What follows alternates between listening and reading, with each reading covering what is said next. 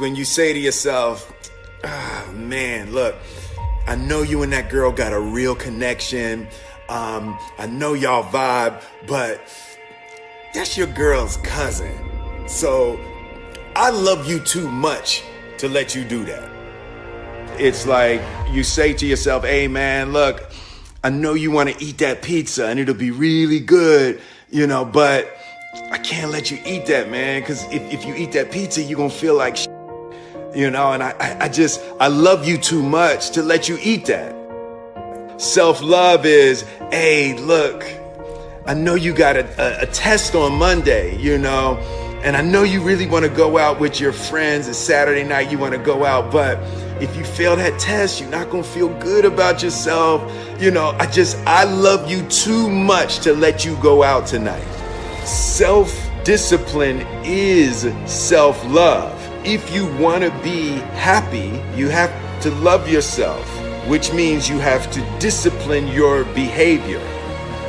The road to sustained happiness is through disciplining your behavior.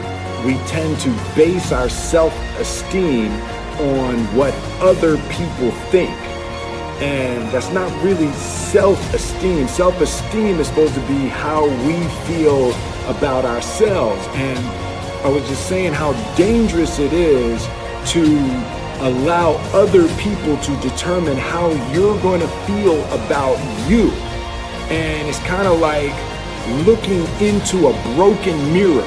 You're going to look in a broken mirror and then change your face to try to look good in this defiled, busted, broken mirror. And it just, other people's opinions is a really way to determine how we feel about ourselves.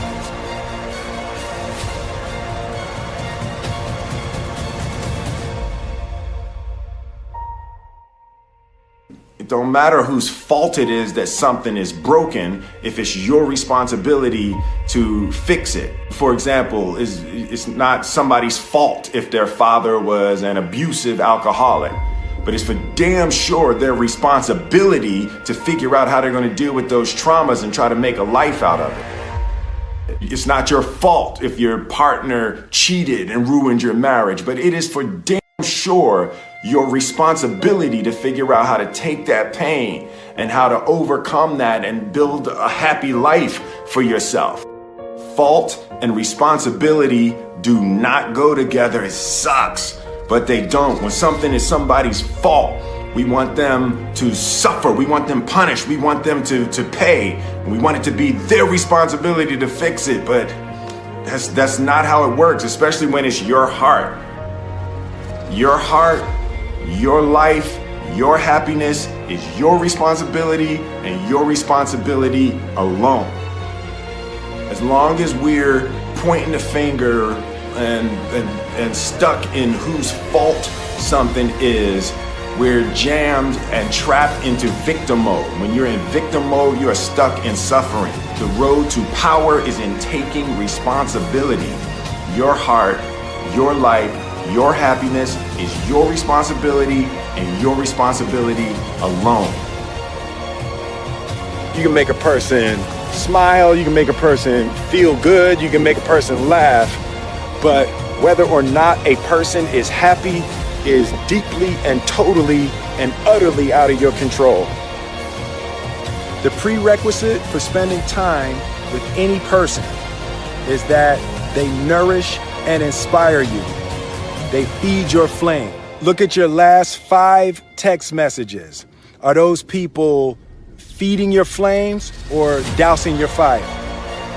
Put your phone down for just a second and look around. Look to the people around you. Are those people throwing logs on your fire or are they pissing on it?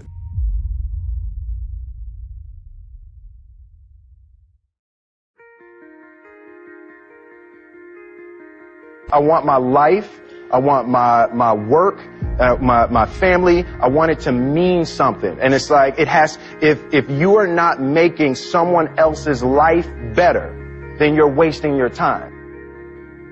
The separation of talent and skill is one of the greatest misunderstood concepts for people who are trying to excel, who have dreams that want to do things. Talent you have naturally. Skill is only developed by hours and hours and hours of beating on your craft. You don't try to build a wall. You don't set out to build a wall. You don't say, I'm going to build the biggest, baddest, greatest wall that's ever been built.